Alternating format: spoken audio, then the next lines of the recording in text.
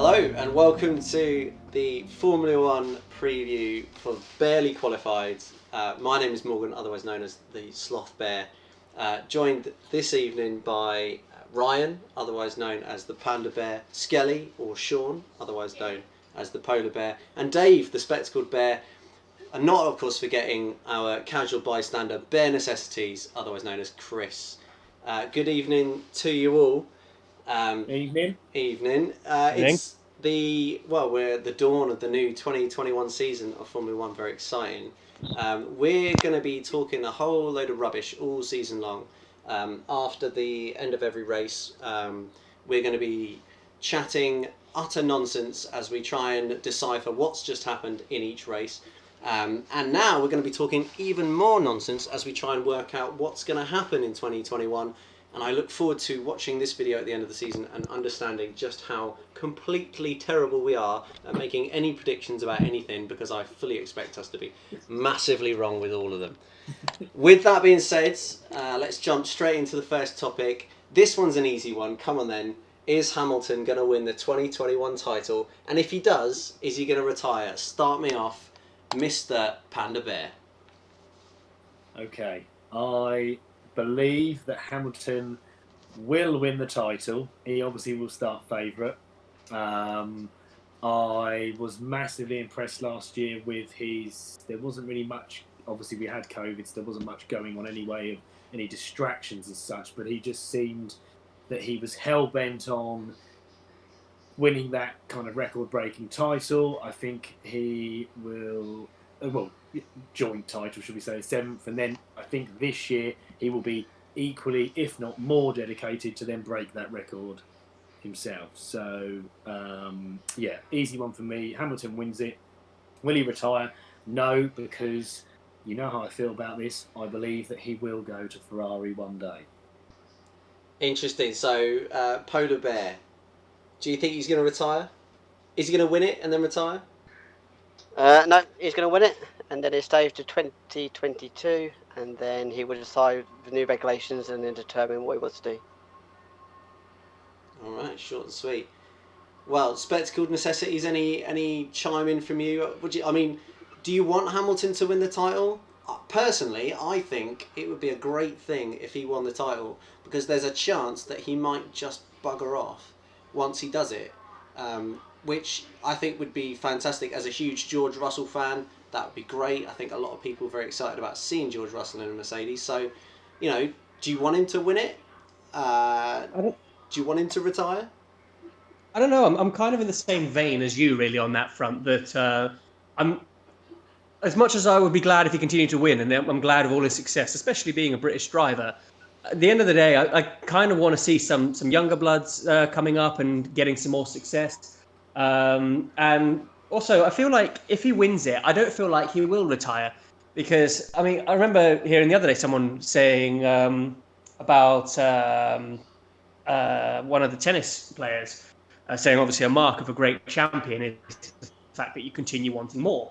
And you would assume that the same would apply in most sports, including Formula One. So you would hope, if Hamilton is truly driven to get basically as much success as he can from Formula One, that as long as he's winning titles, that he will continue to go. And it's only when he's going to be on the downward swing, I feel, once maybe he struggles to win quite heavily or just fails to win a title that he feels like maybe he lost purely because he didn't have the energy anymore, that only then will he feel like it's time to retire. So, yeah, I feel like if he wins, he's not going to retire, which then begs the question, is this going to be the first season that forces him to retire? And I don't think so. I think he's got more in him.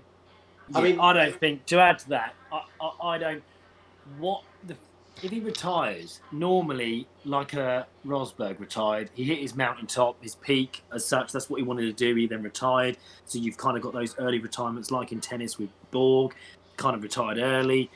I see Hamilton as he's just an absolute athlete, and I just don't. I think even though he's kind of an old, man F1 driver, I don't think that he feels like that. I think that he would just want to keep winning and winning and winning and winning until maybe he just doesn't have a car to do that. Or if he does get bored of Mercedes, I kind of want him to go to Ferrari just because I love that story. But At the same time, if Ferrari are like as bad as they were last year, I don't think he's ever clearly going to go to that team because he doesn't want to sort of tarnish his reputation. He would go to Ferrari if they had a challenging car as a challenge maybe, but I just think he just loves winning, which is why he's won so much. I just don't really see any reason for him to retire unless he has another career path, which I also don't see that. I don't see him being a movie I star. totally agree with you, Ryan. You know,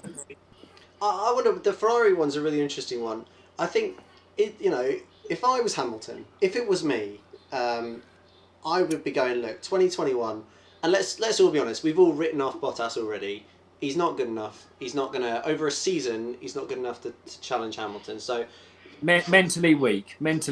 yeah, so I think there's if Mercedes continues to have a dominant car, which I guess we'll get to, but if this is Mercedes' season once again, then this is Hamilton's title to lose. And if he wins this title, then he's got the record. It opens up a really interesting avenue. He has hinted at the past that he would love to race for Ferrari. And 2022, new regulations, entirely new formula.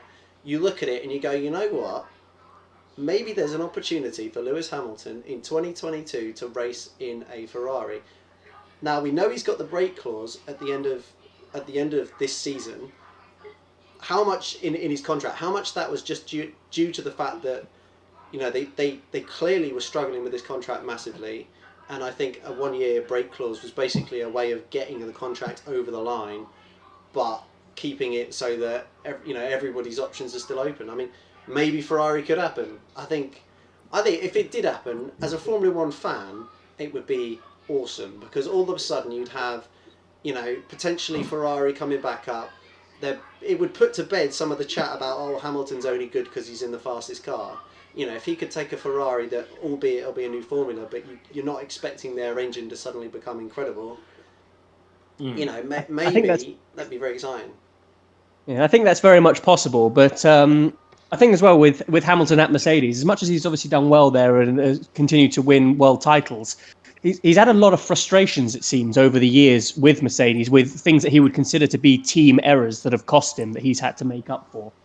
And I don't know what's happening behind closed doors on that front, but I would imagine, again, if you go back to the idea that we see him as a man with the mentality that just, wants the best and wants to keep winning, that essentially, not so much out of boredom, but just out of, wanting to see if the grass is greener, as it were, that may be a driving factor to why he might go to Ferrari. He may potentially feel like he'll either get treated better or potentially get better equipment there, or possibly better competency. Well, there's also the emotional factor, like Ferrari having an entire nation behind it and more in the Italian people. I think that's more it. The tifosi, the status that comes with probably the two biggest teams in Formula One, with the greatest of respects to Mercedes, are McLaren and Ferrari. He's already been a McLaren driver. I feel like a great way of sealing his legend in Formula One would be to tick the "I've been a Ferrari driver" box. And if he could win races for them, or even win a title for them, then, he's probably, I don't know if he's got enough time for that, I don't know if Ferrari are in the right place for that, but that's a great story, isn't it? Yeah, well, as an F1 driver exclusively, driving for Ferrari fundamentally is like, playing for Manchester United or something like that, isn't it? Yeah, it's the top end team, and as you say, it's a notch in the belt, it's a tick in the box. I hate to burst all your bubbles. I've been listening to you guys, and I agree. I think it'd be wonderful to go Ferrari, but that's a fantasy. He signed for Mercedes a long-term contract in other stuff as an ambassador. He's going to be an ambassador. He's now nailed his flag to Mercedes. If he's going to go Ferrari, it'll be this year. That's where I'm talks. He's basically nailed his flag to Mercedes, and after he retires, he will be doing stuff for Mercedes. And of course, if he's going to Ferrari, he does have it would have been this year. His electronic racing series along with Jenson Button and others. And his charity's been now tied into his charity's now tied in with Mercedes. So if he was going to move for Ferrari, that's why he's talking this year. He would do it this year, but I think now he's tied his mast to Mercedes.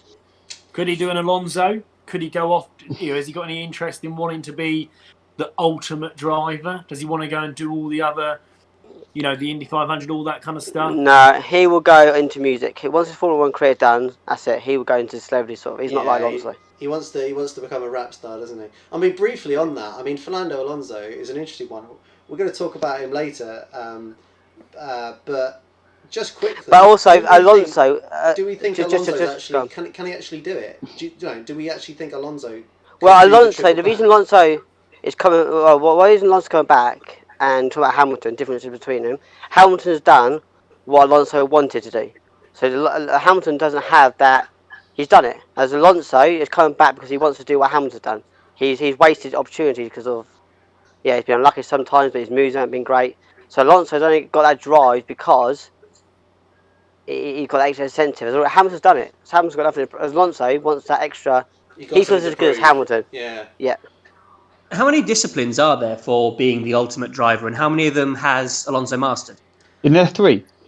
In it, Le Mans, Monaco, and Le Mans, I can't remember what Monaco, and the Indy 500.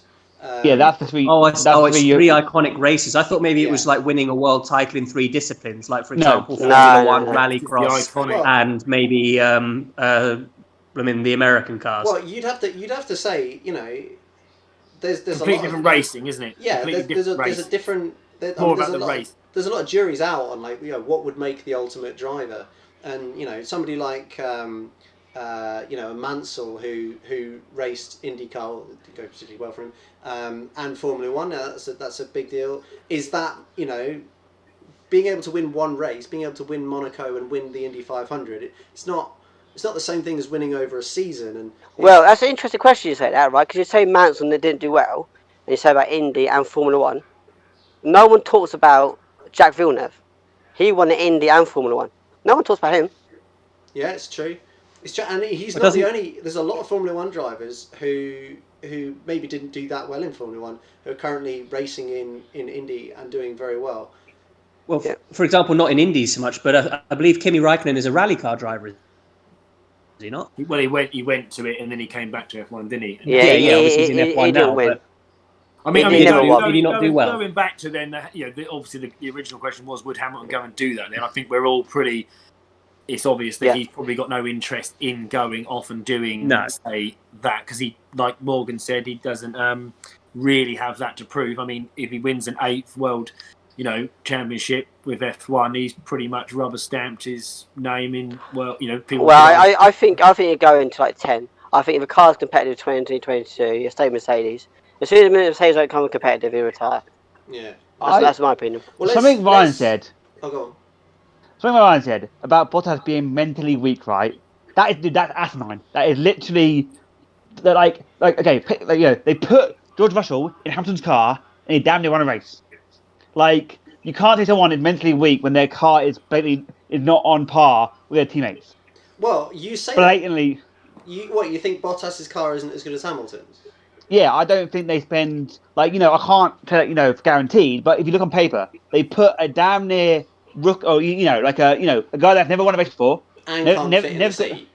Yeah, but it's even when Chris. It's even when Bottas is say. I mean, Hamilton could be out the race. Yeah, but and then it's down to Bottas. If he wins the race, he gains points on Hamilton. But so Hamilton is out of the race. But he will somehow find a way to completely screw that up. Yes, he does it sometimes, obviously, and the likelihood is that he should do it. But there are times when he will just fail. Dude, like the fact that they put a relative newcomer into a car and he almost won the race, right? Yes, well, that unfortunately argues your point. Well, I think that argues your point. I think that discredits your point, CK. I think another driver comes in. Yeah, and he does. The fact that Russell came in and Bottas again mentally couldn't. But that's my point. I think mentally is the wrong word. I think mentally he's strong, but you're playing against Hamilton and Russell's amazing. I just think he's talented enough. I think if you're in F1 full stop, you're obviously going to be your mental strength is going to be good. I'm not saying the bloke's an absolute, a whimper, but he to be the best when you think of any world champion or in any sport, you always like the Roger Federers, the Ronaldos. But they are just so focused. But you can't compare. Loses that focus. Yeah, but you can't compare. You can't maintain it. You can't compare because focus. I think focus is not the word. I think for consistency, it's very hard. Yeah, I don't think focus is the right word. He's inconsistent. That's what he hasn't got the Yeah, that's focus, isn't it? yeah. If you can't focus, No, I don't think it's you're focus. not It's going to be. inconsistency. I just think he can't. It's not focus. He just can't compete at that high level. Sometimes he's so close to Hamilton, but he's not focused. He just can't compete at that level. Like Yeah, it's like because you playing like he's so close to Hamilton, and then he mistime a corner or a lock up or something. He's lost that's his not focus. focus. That's not focus. That's That's his is that natural being ability. He can't do that's it. being at the limit. That's being at the limit Yeah, for too long Yeah. and not being able to yeah, sustain it. I think it's an interesting point. I mean, I'll, let's move on. But as a yeah. last point on George Yeah, Russell, what I yeah. would say is George Russell's a There's a Formula weakness 3. there, isn't there? George Ultimately, Russell's there's a weakness. He's a Formula 3 and Formula 2 champion back to back. Yeah. He's an exceptionally talented driver. I think the fact that he went in and did a really good job in the Mercedes and let's face it, embarrassed Bottas, I think is more indicative of A, his skill, but B, the fact that Bottas is a little bit vulnerable to pressure because Hamilton puts Yeah. that pressure on him every race by being exceptional. Russell came in and it was a whole different sort of pressure where all of a sudden Bottas has to be the one applying the pressure. And that's what I And he mean. just It's in his couldn't mind, isn't it? quite You know, do it. his physical condition. Bottas's physical condition is probably up there with the rest of the drivers. But he has this mental block where, whether it be whatever you want to call it, it's not his ability of driving or his physical strength or whatever. It is in his mind where he just cannot seem to maintain that desire, hunger, whatever it might be. Where, like when you saw George Russell get that chance in the Mercedes, and like you just said, he's won the F3, F2 back to back. He's got it, hasn't he? He's got the bit between his teeth. He has got that natural hunger that you can see a born champion is, usually has. He's come in. It's like when Wayne Rooney hit the scene in football, 16. You just knew he's going to be good. Okay, so Yeah, let's talk about him. Hang on, Russell. Let's Yeah, move go on. yeah. Let's move on the conversation then to another champion and somebody who a lot of people saw and immediately knew was going to be special, which is Max Verstappen. If Bottas isn't going to challenge Hamilton in 2021, can Max Verstappen actually put in a fight? And I would suggest that that's more of a question of can Red Bull give him the tools more than is he capable, because I think most people would say of course he's capable of winning a title. What do we think? New floor, new design, new rules, not massively different, but there's change. I think new rules and floor. I mean, people are excited about like the new floor and thinking, "Oh, it'll be a really good option in Red Bull." But and I think you probably think the same. But I think it's gonna be a negative effect. I think the Mercedes weakness. They're quite good at aerodynamics and stuff like that. But that's Red Bull's sort of main. If you said to me, what is the main attribute of the Red Bull? It's aerodynamics. Yeah. Now you're taking a lot of aerodynamics away. I think Mercedes will be It's where quicker. they I won the think their engine's races, wasn't it? better. I think It's where they won the races last year. yeah. So I think this aerodynamic thing actually makes the car weaker. I actually think that the biggest failing that Red Bull have got, and we've seen this time after time in the hybrid era, ever since Mercedes has started winning, which is Red Bull scrambling towards the end of the season and really improving and catching. And a lot of people have talked about false dawn being the turn of phrase, where you think, okay, well, Red Bull finished the season really strongly, so this is going to go well, and maybe 2021's their year, and then they start the season really badly because they've spent all of 2020 trying to catch up. Meanwhile, Mercedes have not touched their car since I think it was only a couple races into the season last year. They'd already stopped and started working on their 2021 car and probably on their 2022 car. And so it's very difficult to see anybody getting ahead of them because they've just got so much time to prepare. Yeah. To add to that, just quickly, what you're saying there is that there's a lot to be said. Like, obviously, Mercedes had their dominance for so many years, but there's a lot to be said that it's all in house, isn't it? With Mercedes, it's such a polished machine, isn't it? Like a well-oiled machine. It's just so, the engine's all there and everything else is all there. And whereas in Red Bull, they're sourcing their engine from outside somewhere. And it's all kind of they're pulling left and right and this and that, and they're trying to put a package together. Whereas Mercedes, it's just all in house, very neat and tidy, very German, and that's what makes them such a strong team. I disagree And with that. that's where Red Bull. That's where they, Well, certainly Red Bull. they have to have an advantage from that, don't they? You must. Certainly, Red Bull have No. I made. disagree with that. But you sort of, I mean, you've got to say that Red Bull have made some really, I mean, maybe bad The- decisions is the wrong term, but they've been kind of, they've really boxed themselves in with their. Let's go back to what Ryan was saying about like Mercedes got all in house and it's all nice and smooth. Well, yeah, but Honda are supplying directly Red Bull, so they've got exactly the same communication. Yeah, but aren't they Mercedes, they're the giving? same What I mean is, company. they're giving them Honda are giving them a Yeah, product that yeah, but Red Bull then have to build a car around. so's Whereas Mercedes. Mercedes are building their car around the engine that they also built. Do you see Yeah, what but I it's mean? exactly the same. No, exactly the same. Well, Just think of Honda and Red Bull as the same company, right? And or same for Mercedes. Their engine has a compromise for aerodynamics, exactly the same as Honda. Honda are designed just for Red Bull. It's exactly the same. Mercedes have got two different companies, an engine company and a Mercedes company, but just because called Mercedes, there's no Yeah, difference to a yeah, I Honda get that, but and a there'd Red be a Bull. lot more influence, wouldn't there? Perhaps, or I mean, No. like if Red Bull are, I mean, Red Bull now are changing back to Renault after the Honda deal. So again, No, they're not. no, they're oh, not. they're not. No, they're not. No. They bought out Honda's.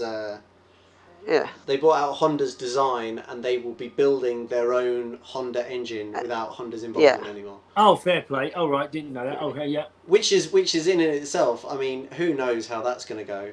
So the question for you, that goes against my argument. Then if they're doing that, then that, yeah, if anything, that's that's what what I'm I saying to think you. they should do. That's what I think they should So, do. so this is why I say that I'm worried about the rules in terms of it being a bigger gap, right? Because Red Bull and has frozen in the engine development. So I know that Honda engine is slightly slower than Mercedes. So they're relying on aerodynamics. That's a strength, but there's not as much aerodynamics on the car. So they're obviously planning towards 2022. Do you not They've think got to though, be. if anyone can find the missing downforce, that it's Red Bull? Like, you know, they've all lost X%. You know, some people say 10% of downforce by the floor. If anybody I want to can find a different I actually way of agree with doing you on it, that point, Morgan. I feel like as Ryan said, like, you know, Red Bull maybe because they can pick and choose bits and bobs as such, and then assemble what they want in their house. Whereas maybe McLaren has, you know, more of a streamlined plan as such. I feel like that gives Red Bull potential maybe to experiment more. Now that can go one or two ways. It can either go massively bad or massively good. But I feel like they've got more of a dice roll. Therefore, they have more opportunities to surprise us. and you'd have to say 2021 is a throwaway year. If you're ever going to throw your dice and go, you know what, we're going to go with a wacky concept that doesn't, you know, doesn't necessarily have to play out into 2022. Like, normally you're always trying to build a car, and make it faster and faster, and you know that, you know, next year's car is going to be an evolution of this year's car, and that will still loosely be true to a certain extent. But in general, 2022 is such a big change. You almost can. This Like a is free a free hit. year. This is a free hit. It's like a free hit.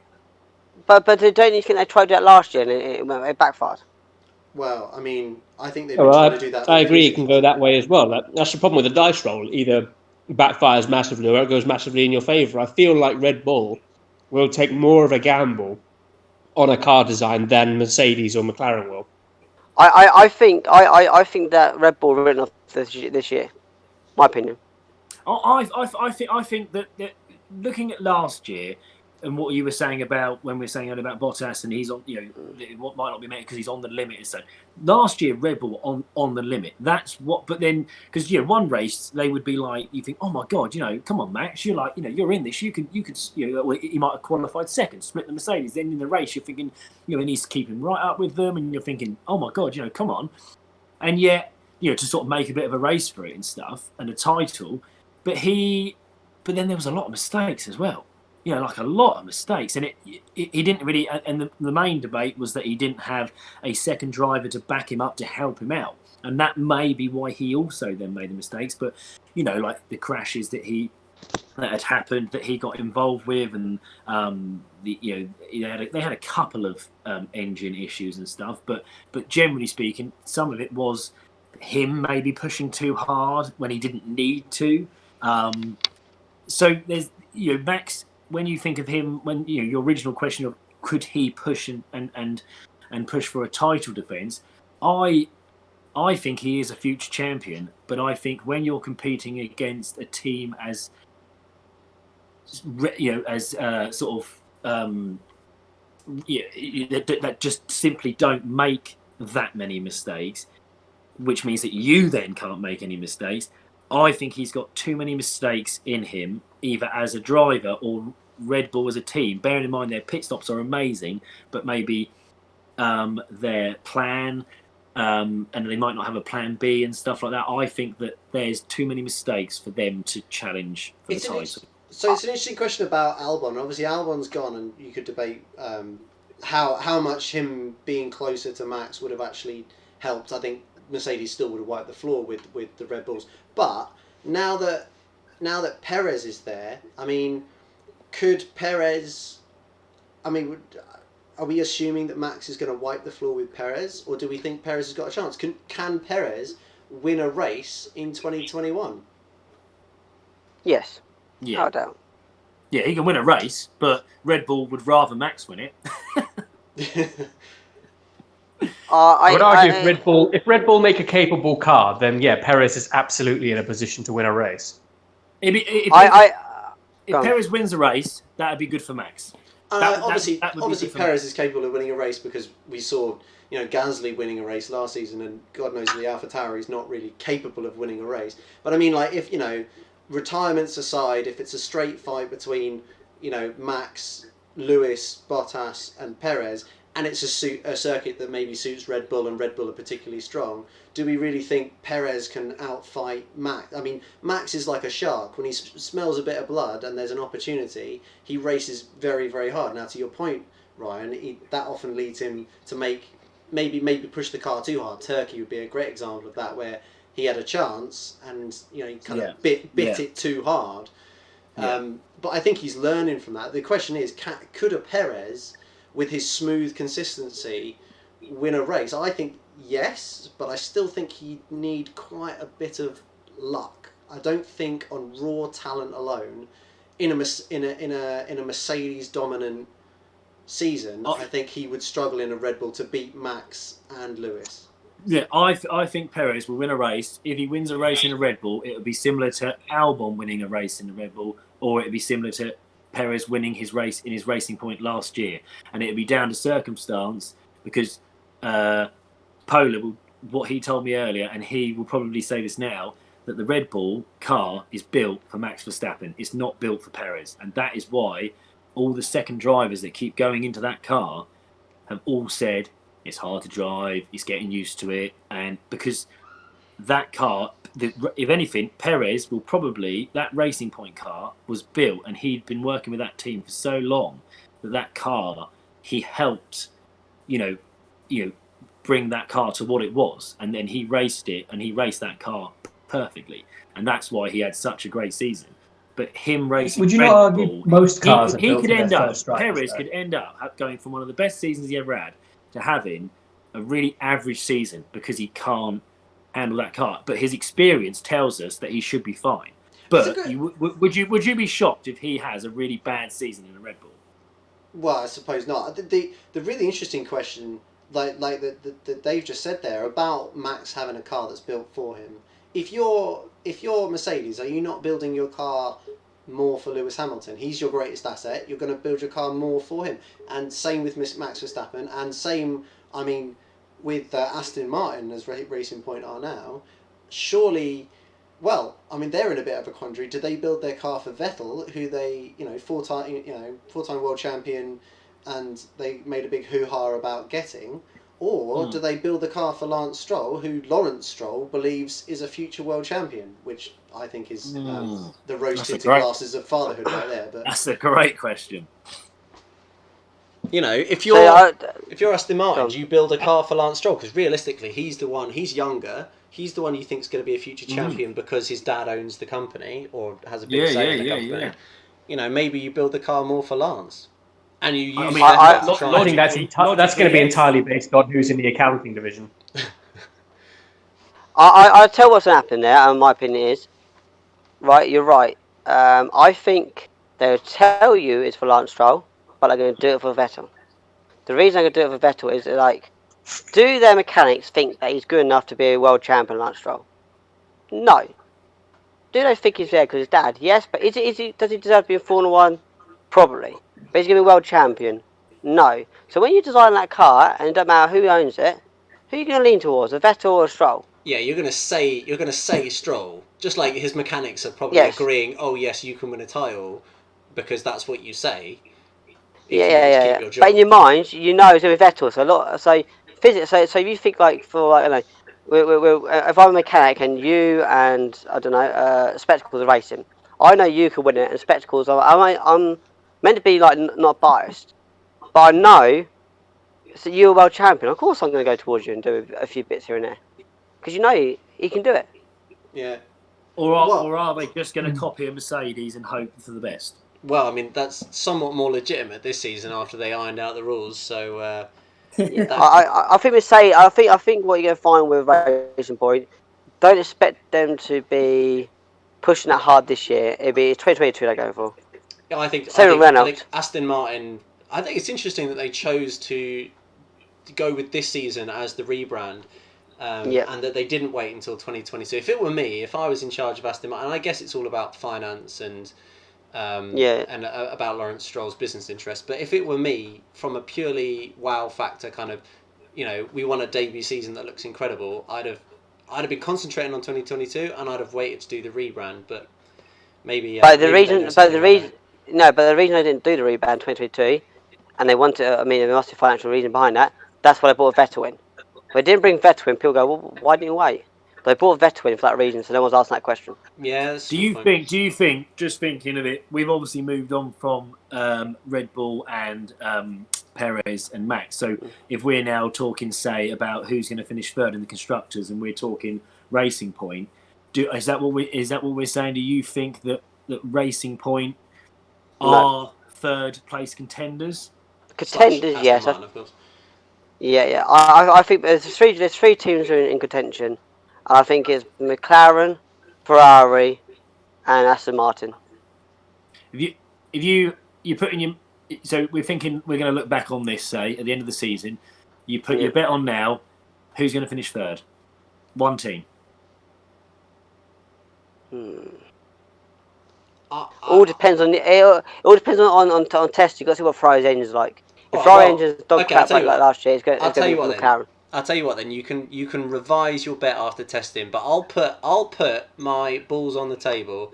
I think McLaren are going to finish third. The reason is, and I know that you're gonna counter with, but they spent all their tokens on the Mercedes engine.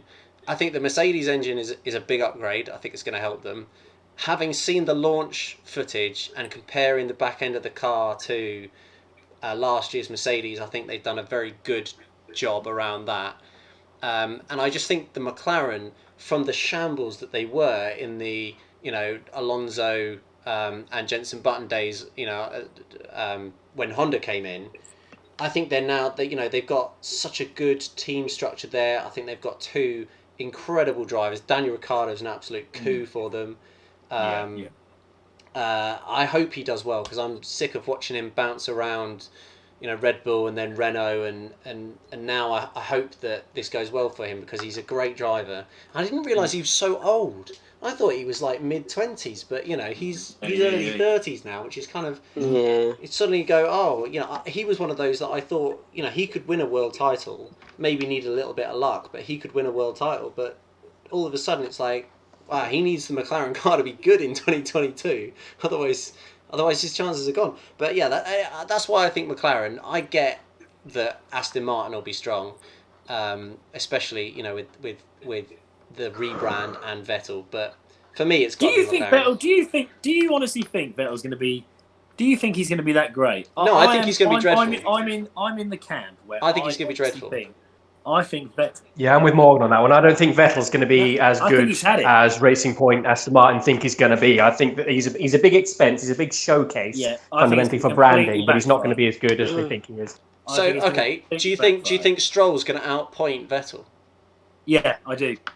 No. I think they're going to be almost on par. I honestly think I go disagree against all of you, and I think Vettel would be a good driver for them. The reason is I know you say he's gone and stuff like that. He's had one bad season at Ferrari. That's 2. it. No, the one before that he done alright. He was near points with Leclerc. It wasn't. Last season was a disaster. The year before that wasn't too bad. He done alright, but Sebastian Vettel is going to be Fernando Torres moving from Liverpool to Chelsea. no, I think that before those say year's bad season, before that was an alright season, but before that he was carrying Ferrari. I think he's got tired mentally. I think he needs a break and move away. I think he needs like a I don't Gasly. think he's hungry for it. I don't think he's, and I think that Stroll is. I think he is. I think he's hungry now. He's got a new brand deal with Aston Martin. I think he'll be hungry this year. He's also shaved his head, he's got a point to prove. which is a really, his new haircut is very interesting. But the one thing I would say about Vettel is the Ferrari, particularly at the end. I mean, they actually, Ricciardo made that joke about doing, when he span and he said he did a Vettel, and Vettel having those huge problems, he just kept spinning all the time. Yeah. At least with the Racing Point, I mean, the Racing Point was a very stable car last year, so you'd think that the Aston Martin is going to be, very, very similar. Perez is obviously a very smooth driver, but Stroll doesn't appear to be that smooth, and he didn't seem to have that many problems spinning. So No, there's a quite good chance that questionable, Vettel, Charles the car will Leclerc, suit Vettel better. But Leclerc embarrassed him last year. then Charles Leclerc is embarrassingly good. And in fact, it's probably one of the saddest things I think when I think about the talent in Formula One. The most talented drivers, I mean, obviously Hamilton. Then you've got Max Verstappen. For me, George Russell and Charles Leclerc, and I go, George Russell, okay, it's sad for him that he's sat in a Williams at the back of the grid, but he's got a Mercedes contract, so you're biding your time on that one. With Charles Leclerc, he needs Ferrari to get good because he is so talented, like crazy. He dragged that Ferrari to some ridiculous positions last season. And looking at the final table, he reminds me of Alonso. He reminds me He of is Alonso. Yeah. He can drive a bad car. Yeah. He finished 7 points behind Alexander Albon in a Red Bull that was just so much faster, which is, I mean, it speaks a lot about Alex Albon having a dreadful season, but and he finished with 98 points. Sebastian Vettel got 33, so he 3 times as good, which is pretty spectacular. So go back to go back to the original. Go on. I was going to say, I just think that Vettel is one of those guys where his perhaps maybe his style, his attitude, or his way of racing, what he thinks, the etiquette of race. I think that he is now just. It's come very quick, like because you say, Scale. A few years, he's only had like 1 or 2 bads, but it's just come really quick because in the last 2 years, so many young drivers have now entered F1. And I just now think that he's like an old man. He just is outdated now. It's just that I think countering that, and probably Soft will agree. If you look at Vettel, he's been beaten by Ricciardo, who came in young and healthy. Now, reason and then also with Leclerc. Now, the reason he lost to them is because the team started towards there, seeing as like Ricciardo and Leclerc as future world champions. So the team started going towards them. Vettel needs his arm around him and people behind him. That's when Vettel's great. Do you not think he'll get that? You think he'll get that Aston Martin, even though why the owners? Yes, the son. yes. Because the reason is, like I said earlier, is they're going to say Lance Stroll, but I don't believe he's going to win it. Yeah, no. They've had to win a world championship. All right, or to go higher. It's not going to be Stroll. It's got to be Vettel. It's got to be. So I mean, I'm not saying he's going to ever win it, but as a team, that's your star driver there. Yeah, you don't get a former world champion to then not try and make him your best driver. Yeah, I get, yeah, but I just if he has a bad start, I honestly think they might do the Ferrari where they go. We distance ourselves from him now. This is a make or break him. Yeah. This is, and you're right. If he has a slow start, he might not recover. If anyone's going to retire at the end of the year, it's going to be Vettel. If he has a bad year. So, it probably won't be Kimi Räikkönen. But we'll talk about Alfa Romeo. Yeah. Let's just go back to the original question. Before this original question, so I agree with Morgan Wolfsloth that McLaren will win it, and the reason it is because they'll be so quick at the beginning because of the new engine, but also Ricciardo will keep consistently outperforming that car. So McLaren's on my. If I was to bet now, I would say McLaren. Oh, I So agree. you've got, quick, so you've quick. got, so you got McLaren. Then we spoke about McLaren, spoke about Ferrari in for third. So who are the others for third? Well, Renault. well, No, yeah, or runner out. Alpine as they are now. No, they're doing 2022. Alonso's not here this year. He's all doing 2022. Yeah. He's So always said that. Alonso versus Ricardo. Who wins the most points in 2021? You saying Danny Rick's going to win Ricardo. Yeah, comfortably? Yeah, Oh, Alonso's right. not looking this year. This year is for him to build up his experience ready for next year. Get himself fit again, Formula One. That's what this year is about. You reckon what you reckon Ricardo easily gets more points than him, or do you reckon Yeah. could that be closer than what we I think? no, I think the mess that Renault had, or at beginning of the season, changed them, their owners or the team bosses. And I think Alonso will be quick, but it's gonna take a while for him to get back into it again. Ocon's not that great. I just think that 2022 is their season. Their eggs in the basket, Alonso is, for that car to be good at 2022. And he will But push for 2022 cars to be Alonso's done. ability to drag a crap car around a Formula One track is nothing that I've ever Yes. seen before. He's Yeah, he's the best no. I've ever seen at that. And I agree. I think as a team, I think Alpine will be lucky to finish fifth.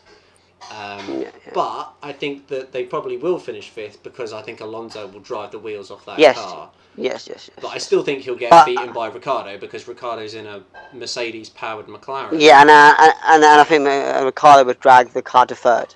And I think that he'll have a decent teammate, Ricardo, in Lando Norris, who Yeah. his relationship with Carlos Sainz meant that they were brilliant on the track together. They fought against each other, but very, very fair, very respectful. I think Norris and Ricardo will be exactly the same. I think Norris loves Ricardo. I think Ricardo loves Norris. I think they'll work together beautifully, and that's just going to destroy basically Alonso getting frustrated with a very crap Frenchman as a teammate.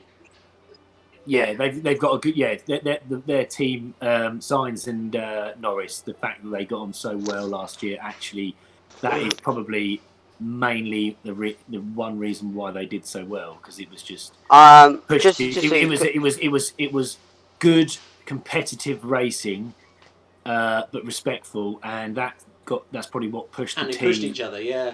And it just gave them a good vibe all year round. McLaren, you never ever really heard a bad story. They were like the good vibe team. You know, never any problems here at McLaren. And that when you've got a team like that, whatever team sport it is, when you've got nothing but good vibes going on, you generally do well. Let me just chuck a little 2020. I know it's off subject. Let me just I'll chat this in, then we move on. 2022, Gasly, Renault. That's what I'm gonna say. Or Alpine. Alpine. Ocon, bye bye. Oh, Yeah. I 100% agree. I was actually very surprised that didn't happen for 2021. To be honest, Yeah. I think they kept Ocon because he's French, and obviously they're a French company. But Gasly just makes absolute sense, and I don't really know lot why. of changes at Alpine. Though team principal changed as well. Yeah, I think a lot of Yeah, the jury's out it's on that one. It's all a bit of a strange one yeah. with him Last going. minute, wasn't it? It's all a Unsettles bit the team a weird. bit when you do. Yeah. Anyway, so going to the next subject. Well, yeah, let's switch on off from Alpine. So Further back in the grid. going backwards down the grid. A lot further back. Yeah. Just a quick one, just before we do move on. You said Gasly, so what are we thinking AlphaTauri quickly then? AlphaTauri will be the same. They're going to beat.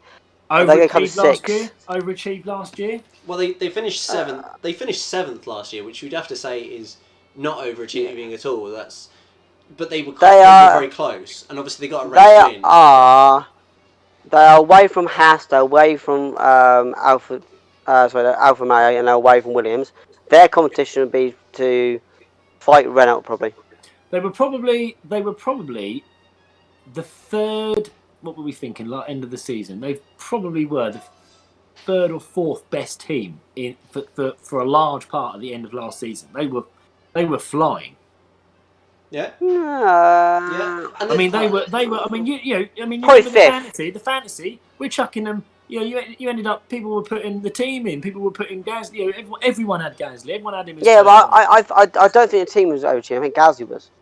Well, yeah, but then Kvyat, he was then right up there after, wasn't he? He then only last two races because I think he's saying goodbye. But I think he's still behind McLaren and still behind Still behind the Racing Points. They seem to have quite a good team spirit there. They do seem to have a very good team spirit at Yeah, AlphaTauri, and that might help them. I think AlphaTauri is a really interesting one. I mean, looking at the table from last season, you've got to expect Ferrari are going to get better, but will they? Difficult to say. The Carlos Sainz in a Ferrari, that's very exciting, but I'm not sure that... If Ferrari don't get better this year because of engine, then they're knackered for the next few years because we'll be frozen. We're not really spoken about Sainz, have we, really? It's interesting, they're not really spoken about Sainz. I mean, let's ask the question then. Sainz versus Leclerc. I mean, this is obviously a dream move for Carlos Sainz. Probably not at the dream time because the Ferrari's not in great shape. But there's a bit of a chance. I mean, he's taking his shot at the big time here. But the team love Leclerc. Can he do it? The team love Leclerc. Leclerc is younger and arguably more talented, and he's the face, isn't he? He's the face of Ferrari. Yeah. But what's Sainz going to get out of this? Is it going to go well for him? Sainz, he speaks fluent Italian. They like the way that he goes in and does like way he approaches stuff. He's got a very famous father as well, of course. I think Sainz will. Well, it's a big year for Sainz just because of NASCAR's crew thing. But I think it's surprised people. Would you have left McLaren? Would you have left McLaren after the year you just had there to go to Ferrari after the year? It was no brainer. At the time when he done it, they were second best. And remember, it's all signed before last year. Yeah. It's very so at the time, it was no brainer. There's also the argument of what have the teams got that we don't know about, that they've said to the driver, come to us because we've got this in the works and it's going to change everything. If you are Sainz, right, if you're going to win a world championship, you're not going to win it with McLaren off that performance when he was doing the contract. Well, you say with Ferrari, you had a chance. But when you done a contract, McLaren were remember, this is before last year. This is done lockdown last year. So at the time, Ferrari were the second best team. McLaren were the fourth or fifth. So for him, it was no brainer. Because even Ricciardo tried to go to Ferrari, and then McLaren was second choice. It was no brainer Ferrari at that time. Interesting. And then go on. Let's go. I mean, let's before we run out of time, let's whack it down to the end of the grid.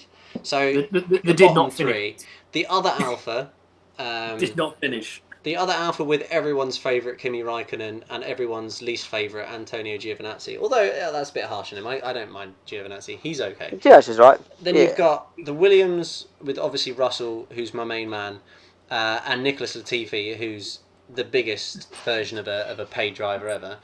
And then you've got the two Hasses with the two rookies.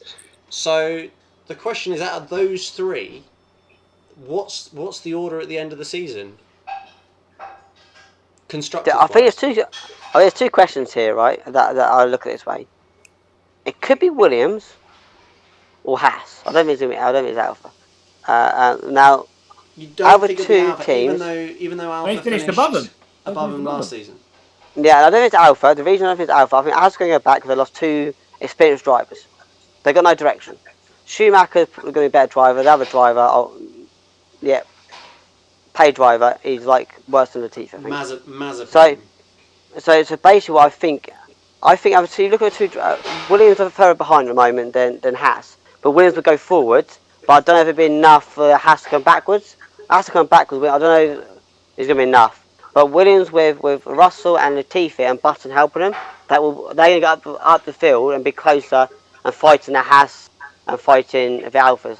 I think Alpha could come last because they got no experience. Where does that team, who is young in Formula 1, where do they go? Who do they rely on? You mean Haas have got no experience? Sorry, Haas. Haas. Yeah. I was going to say Alpha's got a bit of experience. No, sorry, Haas. Yeah. Alpha's got probably the rest of the grid put together in Kimi. But the reason that Alpha was so bad last year is because of Ferrari engine.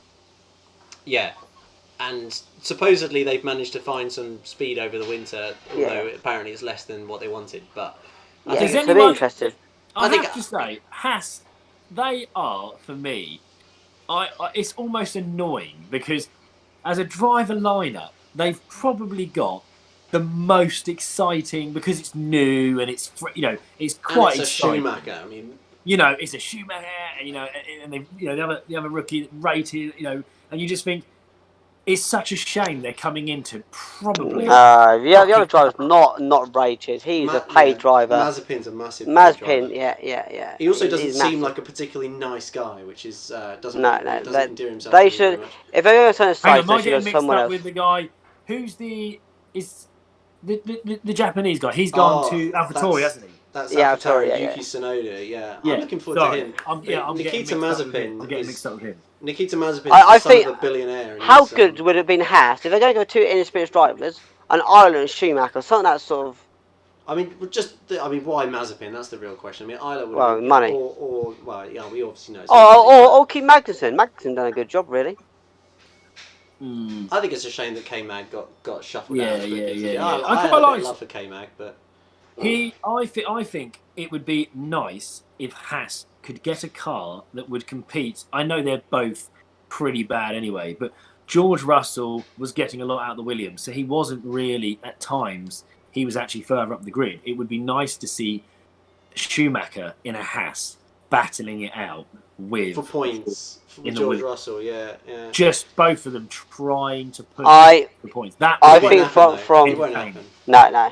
I think you look at Schumacher, his career. He's always had an average first season, amazing second season. That's always been. So I'm not spending much of the first season. It's gonna be his second season. Plus, he's going to be in a dreadful. I really wonder about Haas. When I think about Haas, I always just think, what's the point? You know, like what? Why? It's like they chuck money away. They literally they're want a to chuck money copycat away. Ferrari.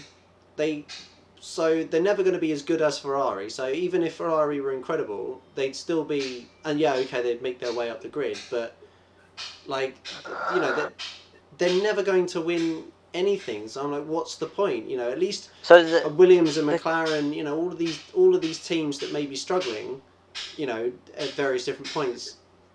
You're going, okay, but there's something about them. They have a history. But also they've got a setup. They've got a setup where you go, okay, they could get it right, and then they could have the fastest car. Haas are never going to have the fastest car because they're always a slower version than a Ferrari. So the question for you, though. What's the point? And they don't put the wheel nuts on the wheels. So the question, but to contradict that, I'll talk about Haas separately. Williams are doing exactly the same now as Haas. Now they're Doralton. Yeah. Now they'll do Mercedes. So they're two in the same situation.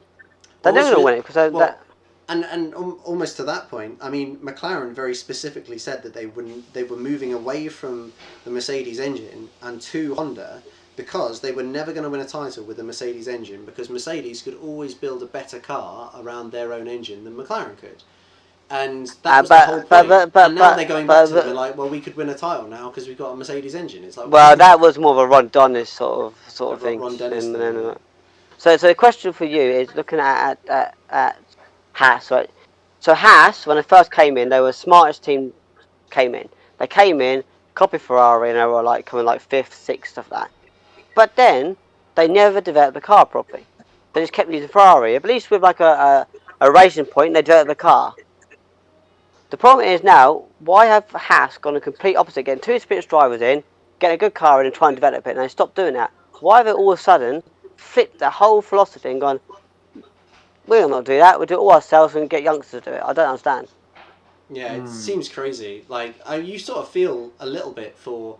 I mean, Schumacher's now basically the lead. You have to say, based on results in F2, Schumacher's now the lead driver in a very poor car, and as Skelly said, like, he never does particularly well in his first season in a new formula because it takes him a while to get used to it, which is very understandable. But all of a sudden, he's the team leader. I mean, this could be a really bad year for Haas. I think Schumacher will be fine because he's got the name. I think he's got the F2 championship. I think a lot of people recognise that he's. So question was it just a lack of teams?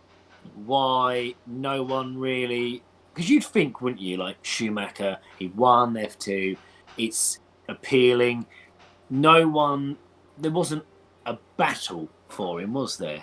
Because it's signed with a Ferrari. Because it's a Ferrari Academy. I mean, I get. If it wasn't Ferrari Academy, he'd probably get that. There wasn't a lot. there wasn't a lot of Yes. space, was there, in terms of seats? Was there? Well, it's an interesting question, right? If you were Schumacher's agent, I can't believe you went to Haas. If I was Schumacher's agent, I would have been How pushing like mad going Alpha how he against didn't. Raikkonen. It's because Giovinazzi's Italian. That's the only thing that I can think Yeah. But why did why Ferrari he's move to kept the Haas? seat instead of Yeah, Schumacher. if you were Ferrari owner, right, put Schumacher against Raikkonen as the best for Ferrari, and then put Giovinazzi in Haas. You can be a team leader. You can see how well he does as a team leader. I No 100% agree. brainer. That for me that makes Do so you much think sense. that they probably turned around and said? Do you think they probably turned around and said to him, "Look, come to Haas. You're not expected to do anything. Come and have a season there, and then, as obviously, we're going to then replace Kimi with you at the end of the season. You'll then move slightly up, as And all he's such." got to do is beat Mazepin, which Yeah. is relatively easy for him. It's And not a then, and bad then shout. from Alpha, you're then talking. That's 2 years. He might have 2 years at Alpha. Say that then takes us to 2023. Is he then being prepped to then take over, maybe from a But Carlos Sainz in a Ferrari? isn't then aren't you wasting Schumacher for a year? What's he going to learn there? Well, I think At least you realistically, got you're. Raikkonen there. It's no different to George Russell, is it? Yeah, that's true. No different to George Russell. But George Russell's wasted at the moment. Yeah, it's true. George Russell. I mean, Well, yeah. It's almost George Russell is wasted. I mean, there's a real question. I mean, so will George Russell score his first points in a Williams? We obviously know he scored points in a Mercedes. Like, surely this season he's got to score points for them. The main question that I really wanted to ask about George Russell is, do we think Williams can make him a car capable of qualifying and making it through to Q3, top 10? No. no, not the car. Maybe on maybe a load of starters at Depends. him. Maybe. Depends what track they're doing. If they're doing a bar, like say they do a Bahrain short or something like that, then yes. I mean if we look at the calendar, I mean, A short track. I'm talking about doing Portugal again. He done well at Portugal last year.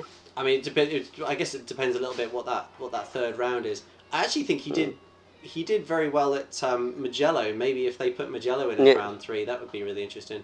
But I think you've got to remember they've got the Mercedes engine in a Williams. They seem to be going in the right direction under Doralton. I agree that maybe under that format it's going to be very difficult for them to ever become world champions again, but it's certainly going to help them up the grid. And reportedly, the worst part of their car was the back end, which now is somewhat negated by a complete floor change at the back. So, and also the diffuser fins have become a lot shorter, which apparently they really struggled with that diffuser, losing a lot of performance there. So maybe Williams could. I'm not saying that they're going to be getting points regularly, but I think there's an opportunity where Russell has just an incredible Saturday and Q3's it, and then obviously goes backwards in the race. But Missed maybe. the Saturday. So I think you're right. And I talk about the Schumacher and the Russell thing. I think Ryan made a good point there about basically the issue with Schumacher and Russell are the same. He's got no experience to lead him. And that's why I think Williams has seen that, and George Russell needs help to develop. He's an amazing driver, but he's down that experience and pushing the team forward, being a number one driver. That's what has missing. So that's why I think they brought in a button to help George Russell drive the team forwards. That's Oh what yeah. Russell needs experience now. But- And that's what I think. That's what Raikkonen's done at Alpha. That's why I was very surprised Schumacher went there. Schumacher can learn of Raikkonen. Yeah, it's a real waste. Here's how I look at it though. When you're thinking about Russell getting some points, is you're thinking about the grid, and you think, well, Mercedes are obviously just going to be carrying on doing what Mercedes do. Red Bull, are stronger. Perez is an upgrade on Albon, so they're obviously going to be there every Saturday. McLaren, you could argue that Ricardo is like for Sainz. I actually think he's better, but so I would say an upgrade. So they've improved. You could then say Racing Point. You're a big fan of Vettel, or you're saying that Vettel you think is going to have a good season. Panda, Polar. So then he's an upgrade as such. So that's 4 teams upgraded. Then you've got Alpine. Alonso is a better driver. So that's an upgrade. But then is the team going in the right direction? Questionable. Ferrari surely going to be better. AlphaTauri probably going to be better or the same. Alfa and that leaves then that leaves Alfa Romeo, Hassan Williams, who we're talking about. I can't see Williams really getting ahead of those other 7 teams.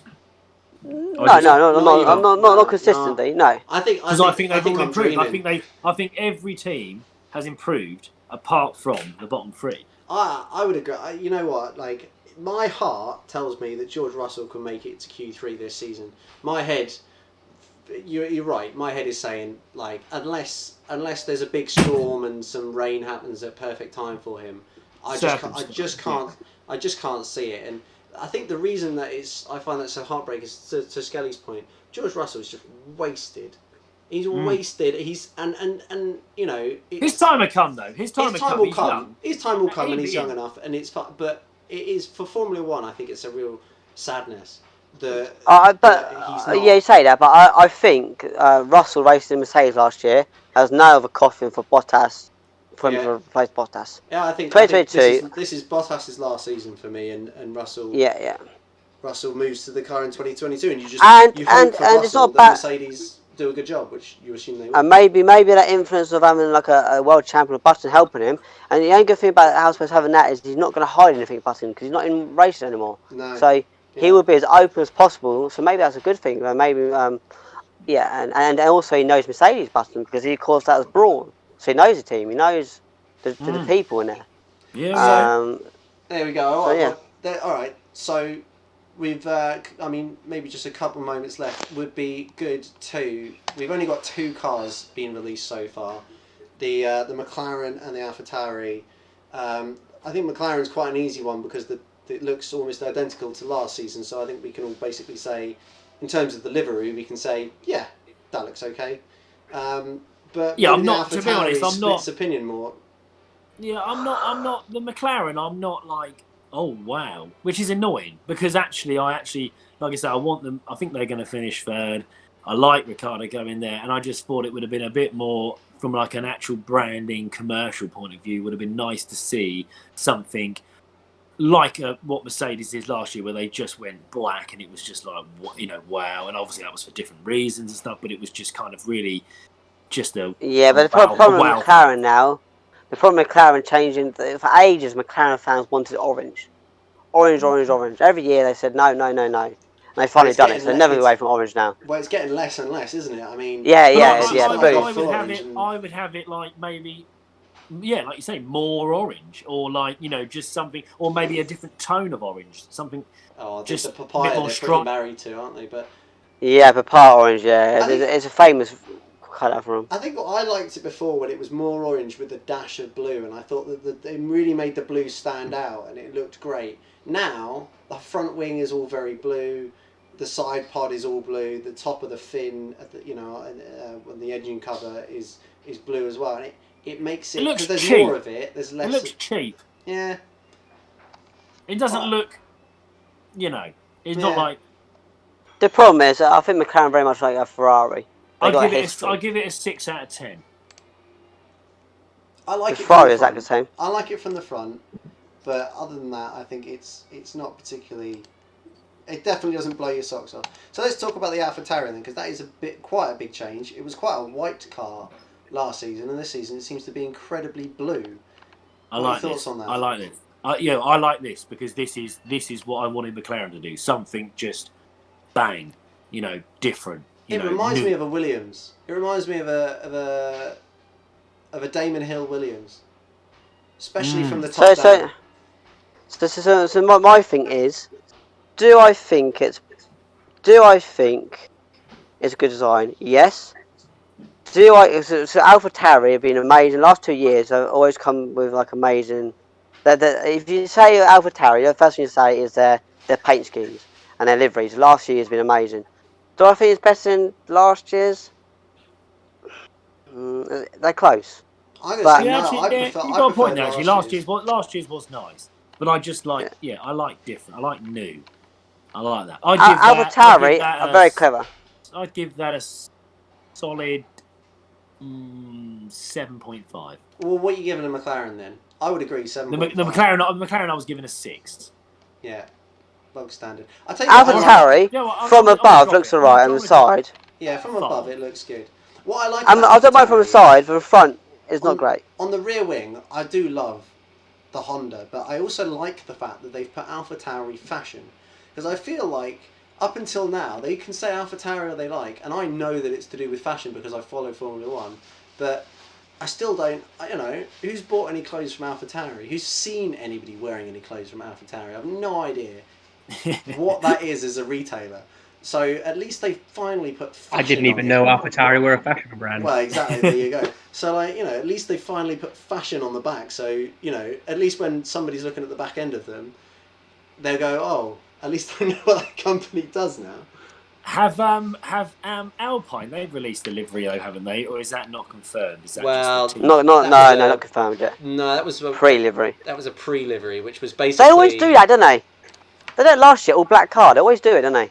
well, Red Bull are the Renault. biggest teasers with that, where they Yeah, do yeah. their testing liveries that Camo. look Yeah, in camo camo that always crap. look so very divisive. I think they look really cool, but obviously then the season comes and they have the same boring stand. I mean, they're going to have the same one this year, aren't they? Just it was nice I the did like first the Red time. Bull last year. I I quite like like them. I like the Red Bull livery in general. I think it's a nice livery, but it's just been the same since basically Yeah. since Webber and Vettel days. It's been the same. Yep. Yeah. They used to have a bit of silver in there, didn't they? In the weather. I mean, they've gone really matte with it. It does look cool in the matte, doesn't it? That dark blue with the matte finish. Yeah. So I think we should do one final question before we round off. I think it'd be easy.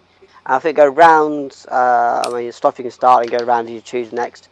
I think everyone should have a drive. A driver in 2021 you think is going to surprise people to finish off. Driver who's going to surprise people. Yeah. Overachieve and surprise. Overachieve and surprise. I think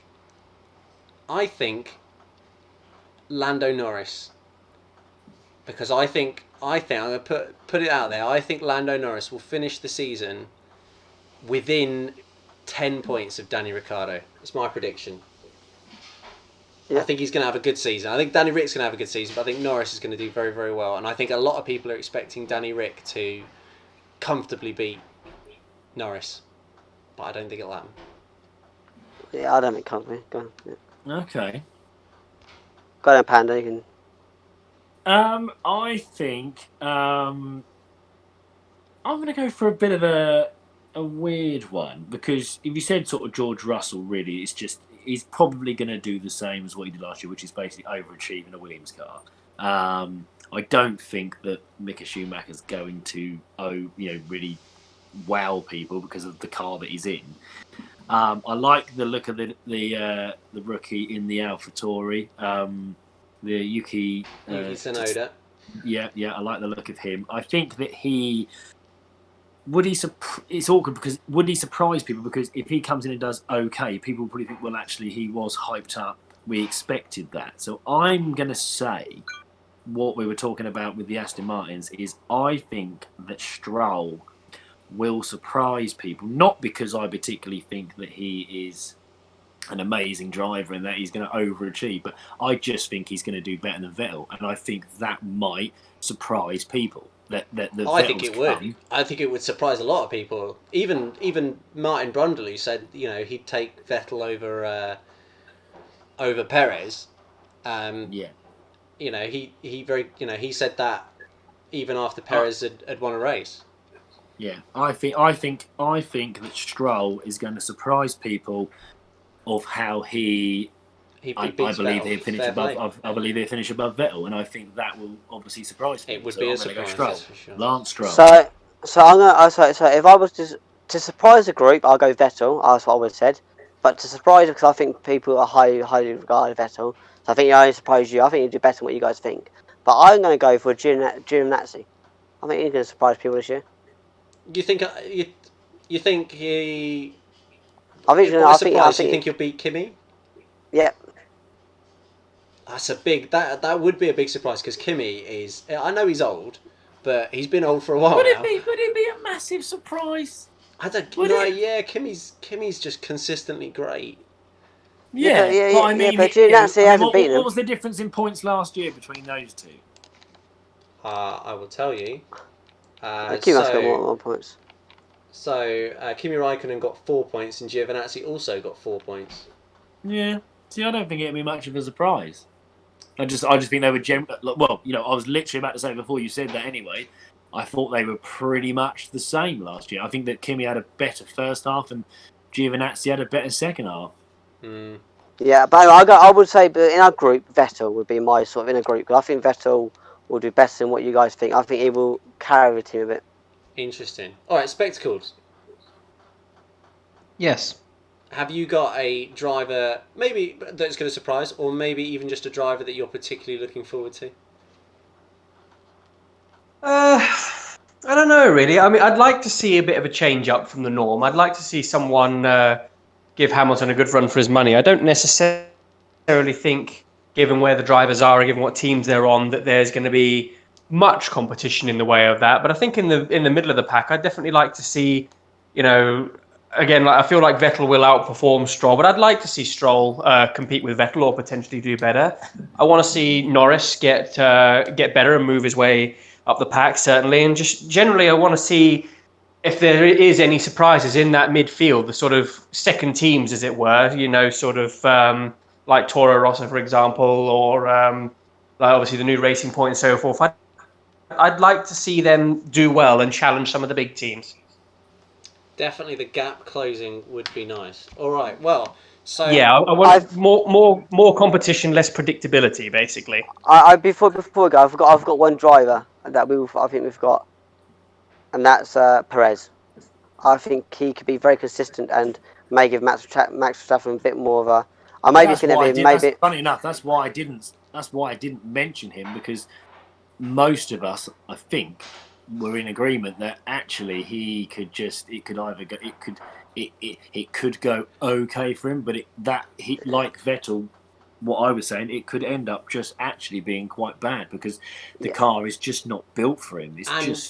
I mean, look how many people have good drivers. I mean, Pierre Gasly is clearly a good driver. He's a Formula One race winner, for God's sake, and he got demolished. So, Yeah, well, I think really that's good time to. He couldn't drive the car full stop. Yeah, it depends how the car's set up. I think if the car's a bit more balanced, and maybe I think last year a bit too aggressive on how we're doing it at Red Bull. with the It's rake all and about whatnot, yeah. Basically, we won't know until pre-season. When we get pre-season, we can have another go at this. I'm surprised you said that though, Polo. I've got to be honest with your opinions of Red Bull and how they are pretty much in love with Max. And I'm surprised that you would even consider Perez doing well in a Red Bull. I think the reason I say that is because it depends on what the car they do. At the moment, the car's too twitchy. The reason I think I say that is that Perez is a really good driver, and I think he could unsettle Max. He's also very Max is, smooth, and I feel yeah, like Max with is a twitchy Red Bull, that being a very smooth driver might play into his hands quite nicely. So, if you look at Max's history as teammates, right, he hasn't really been challenged. Only set once really been challenged with Sainz, and he fell out, and Sainz had to leave the Red Bull program. Yeah. So what? It'd be interesting to see if I hope he does do well. I'm I'm rooting for Perez. I really want him to do well. I just think it's almost like that car's become like a poison chat. It's like a cursed car. Like, Max to be fair, second. This may be the best thing that happens to Albon. The reason I say that is if Perez comes in and he's half a second off Verstappen, that shows you that Verstappen is exceptional. The car's built around him, and Albon was actually a good driver, and he may come back Albon to Red Bull because of that. Because of that. Or certainly, at least maybe comes back to AlphaTauri or something, or maybe maybe Gasly may. Because you're very right. I mean, we all judged. I mean, when he's more than half a second, when he's 7 or 8 tenths slower than Verstappen, you're going, well, mate, this is embarrassing. But if that happens to Perez as well, then you're going to have to say that's just Max being phenomenal, and maybe we need to cut Albon some slack. And Gasly's a slack. Maybe this is a big. This is a big season for Max Verstappen and Albon stuff like that. This will tell you how good he is. Because Perez is a consistent. He's got to be in the top 7 good drivers in the grid right now. Yeah, on pure consistency alone, he's last year. I would have said last year Perez was probably, arguably, the second best driver. In terms of how consistent, because he got unlucky a few times, and he got ill with that. I would say he was like your again, I sort of talk Yeah. about like the fantasy, but he was like your banker. You know, Yeah, he was. if you had Hamilton, your second drive was like, oh, I need Perez. Like it got to a stage in the season where that's what it was like. It was like he was so consistent. That's why I felt so bad for Leclerc, because that should have been Leclerc. For me, I'd say Perez, and I think Leclerc had probably had he was the second best driver in terms of form, but in things like fantasy, he cost an absolute bomb because he was in a Ferrari, and that apparently meant that he cost a lot of money, and his value never really came down enough. But he had a great season. He outperformed that car. I'm looking forward to seeing what Leclerc can do against Sainz. But anyway, I think we've managed to sail way past an hour, so I think we'll leave the rest of the chat for another day. Pre-season. That's what we want. Pre-season, and then we find out what's going on. Pre-season's going to be really exciting. It's mid-March, isn't it? So we've got a little bit of a wait for that one, but hopefully we'll get some new liveries out and we can all at least celebrate. Yeah, next week liveries. Yeah. We can give it another rating out of 10. Exactly. Well, we got a 7.5 and a 6 so far from Ryan, so we'll see. No, I demoted the McLaren to a 5. Oh, did you? Okay. I realised that there's no way that the AlphaTauri is 1.5 better. It's definitely got to be minimum 2.5 better. There we go. All right, nice one. There we go. Well, let's look forward to catching up next time, and then, like we said, once pre-season is out of the way and we're actually under race conditions, we'll be releasing a podcast after every single race. I think the timing's a little bit to be confirmed at the moment, but we'll come out with all those details ahead of the Australian Grand Prix that is not happening. So I don't know why I'm saying Australia. What I mean is Bahrain.